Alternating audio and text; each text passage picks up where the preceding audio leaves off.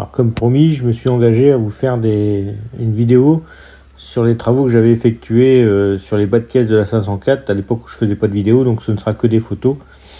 Donc du côté droit de la 504, il y avait aussi la remise en état des portières qui étaient bien abîmées par la rouille. Donc je suis pas carrossier, j'ai aucune formation. Je me suis débrouillé seul en regardant des vidéos et puis à l'instinct.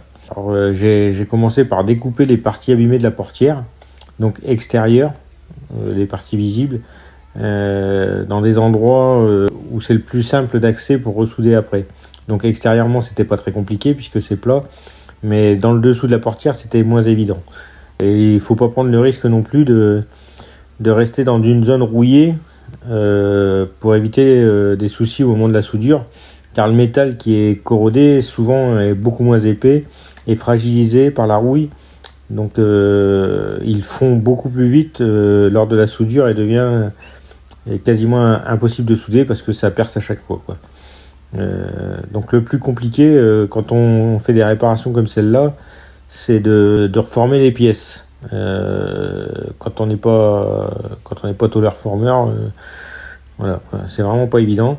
Donc le tout c'est de pas se tromper dans les mesures. Alors il y a plusieurs façons de prendre les mesures avec un mètre tout banal à régler, tout appareil de mesure quoi, qui vous permettra de prendre des distances, ou de faire quasiment un patron en papier ou en carton. C'est beaucoup plus pratique pour reporter les cotes sur la plaque de métal.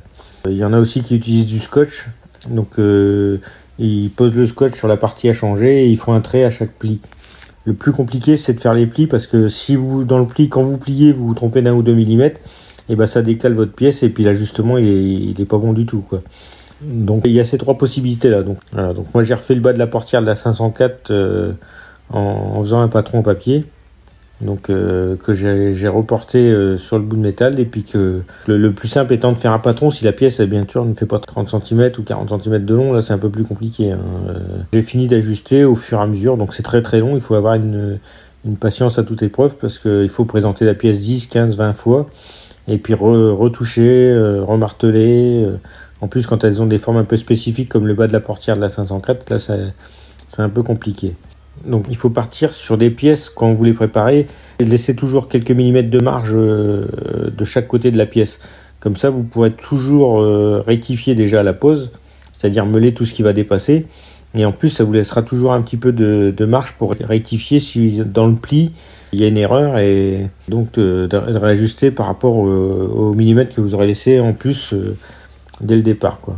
Voilà, sinon si vous faites votre pièce trop juste dès le départ, avec le pli, il y a de grandes chances que vous soyez trop court d'un côté ou de l'autre, quoi.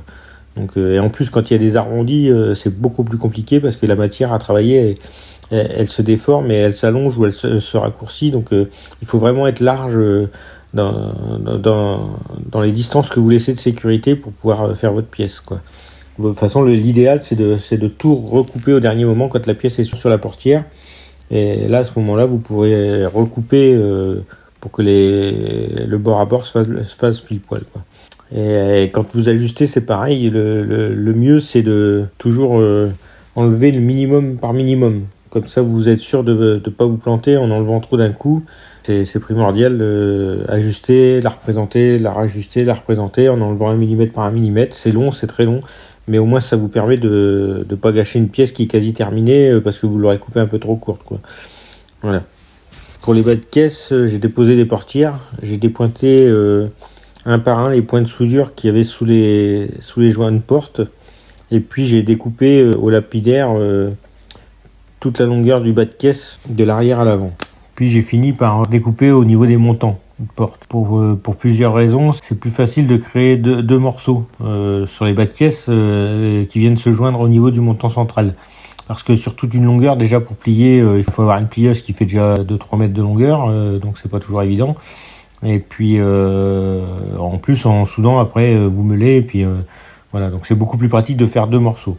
Donc sur ce côté-là, j'en ai même fait un troisième, puisque moi j'avais quand vous ouvrez la portière arrière, la partie du passage de roue là qui commençait à être croquée sur quelques centimètres en montant.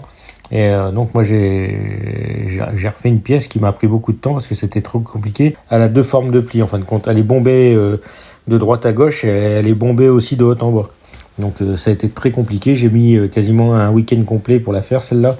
Donc sinon les photos parlent d'elles-mêmes, donc on peut voir, j'ai été aidé d'un ami qui a une plieuse qui fait 1 mètre de large, et avec lesquels on a pu faire les 2 morceaux. Donc après, moi j'avais ramené les vieux morceaux pour respecter les angles. Parce que quand c'est 90 degrés, c'est pas grave, mais le dernier pli sur le bas de caisse, on voit bien qu'il a un angle un peu spécifique. Et donc j'ai pas pris de mesure, moi je me suis reporté directement sur le pli de la pièce d'origine. Voilà, ce qui m'a donné la cote pour pouvoir ajuster sur la voiture.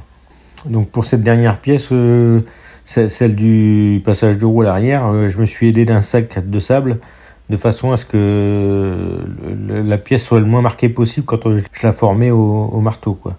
Parce que si on essaye de faire un arrondi sur une pièce qui est pas ronde, c'est pas évident, quoi. Donc dans un sac de sable, l'avantage c'est que le sable prend la forme de ce qu'on veut lui donner, et puis ça marque beaucoup moins la pièce. Voilà. Donc, j'espère que mes photos vous auront aidé pour ceux qui veulent le faire, parce que c'est les endroits sensibles de la 504, donc je pense que je suis pas tout seul dans ce cas-là. Et puis je vous ferai le côté gauche en vidéo carrément, puisque comme je suis parti dans les vidéos, j'en ferai une pour le côté gauche. Voilà. D'ici quelques semaines, je pense que je vais attaquer ce côté-là. Donc les portes sont moins abîmées, donc il y aura moins de vidéos sur les portes. Par contre, le bas de caisse, ce sera exactement la même chose que ce que j'ai fait à droite. Donc si ça intéresse du monde, il n'y aura plus qu'à suivre les vidéos. Voilà, je vous souhaite une bonne soirée à tous, et puis à la prochaine.